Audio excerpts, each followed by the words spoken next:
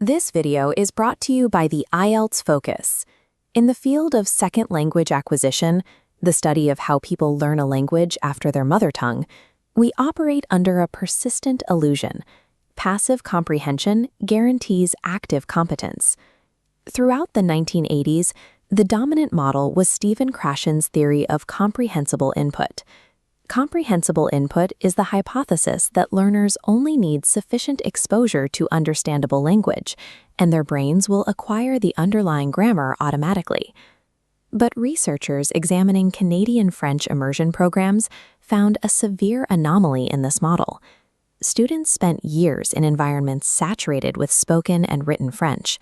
They developed excellent listening and reading comprehension, yet their own speaking and writing remained riddled with basic grammatical and syntactic errors. The immersion data revealed a structural flaw in the input model. Simply getting a message across relies on semantic processing, which is the act of extracting meaning from context.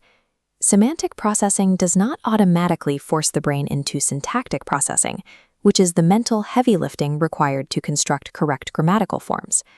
To solve this, linguist Swain introduced the output hypothesis. She identified the missing variable, pushed output.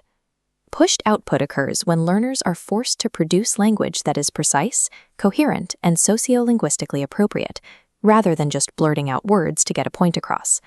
Left, input allows guessing meaning. Right, pushed output forces the brain to construct sentences from scratch. This transitions to a three-pillar framework.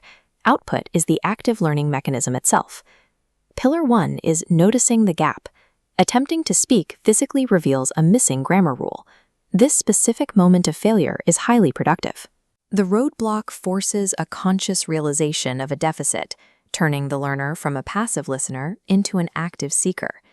The next time they hear the target language, their brain is primed to listen for the specific solution to the problem they just encountered. The cyclical flowchart maps the second function, hypothesis testing. Speaking tests internal assumptions against reality. The listener responds with a request for clarification. This feedback forces the learner to analyze errors and try again.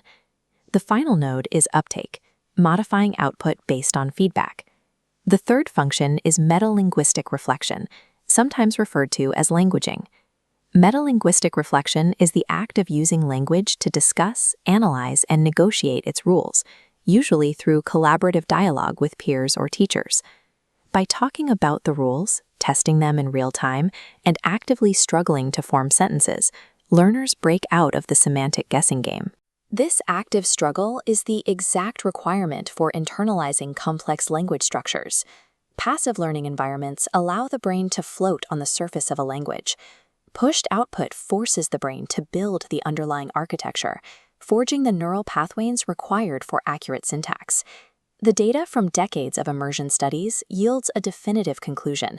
High-level grammatical accuracy is impossible to achieve through reading and listening alone. To achieve true fluency, learners must step out of their comfort zones. They must seek out environments that demand pushed output, forcing them to notice their gaps, test their hypotheses, and actively reflect on the language they produce.